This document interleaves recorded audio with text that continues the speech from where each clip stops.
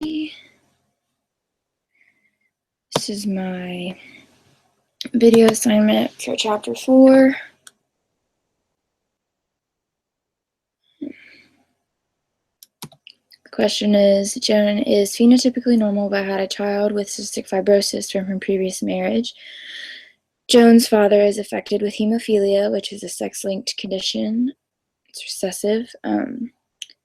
Her father survived due to recent treatment, and now Joan intends to marry Bill, who is also phenotypically normal, and there's no history of hemophilia in his family.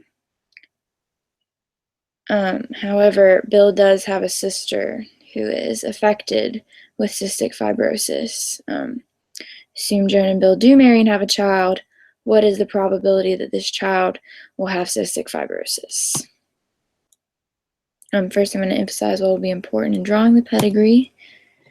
Joan is phenotypically normal, but her first child has an autosomal recessive disease, which is cystic fibrosis, and her previous marriage. Joan's father has hemophilia, so he's affected. Her father survived, but now Joan intends to marry Bill, who is also phenotypically normal, and there's no history of hemophilia A. Assume that Joan and Bill do marry and have a child. And the question is, what is the probability that this child will have cystic fibrosis but not have hemophilia A? Here's my key. Squares males, circle females, squares with a dot in the middle male carriers, circle with a dot female carriers, a diamond is an unknown gender. Green stripes represent hemophilia, and blue equals cystic fibrosis. I'm starting with Joan, her father, and her first husband and their child. Joan is phenotypically normal, but the gene for hemophilia is still within her because she got an X chromosome from her father.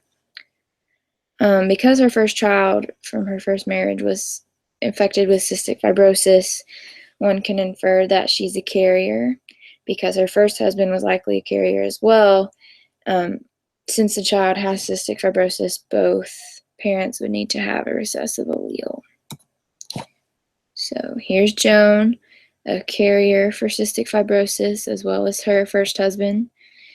The jagged line means that they're now divorced, and this is their first child with an unknown gender that was affected, and Joan's affected father with hemophilia A, and the hemophilia A gene is within her still.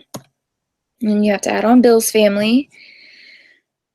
He's also phenotypically normal, and there's no history of hemophilia A, but his parents are also phenotypically normal, and Bill's sister has cystic fibrosis.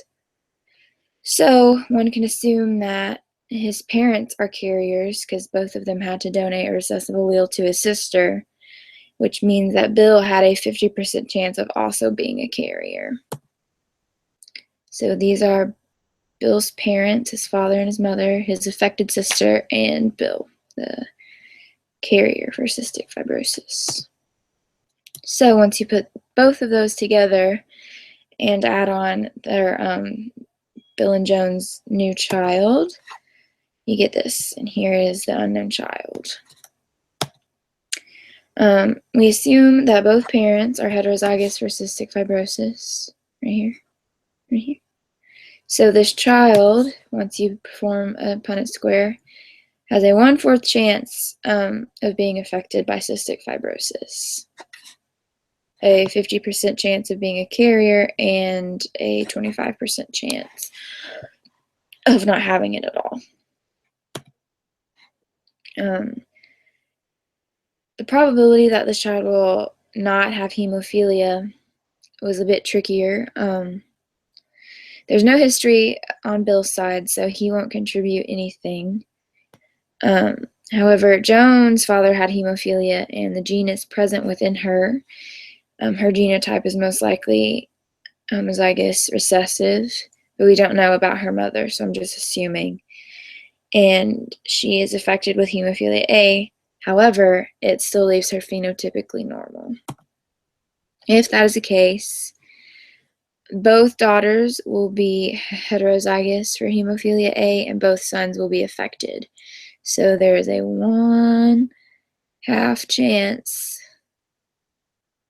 that their child will not be affected by hemophilia A. Therefore, the probability that the child will have cystic fibrosis but not be affected by hemophilia is 1/4, which is for cystic fibrosis, and 1/2, which is for hemophilia A, and the total is 1/8, like we discussed in class. If Joan had not been affected by hemophilia A, the outcome would have been 1/4 times 1/4, which is 1/16. Also, if for some reason Bill hadn't been a carrier for cystic fibrosis, there would have been a 0% chance that the child would have had cystic fibrosis. Yeah, I don't know if any of this is right, but it makes sense to me. So,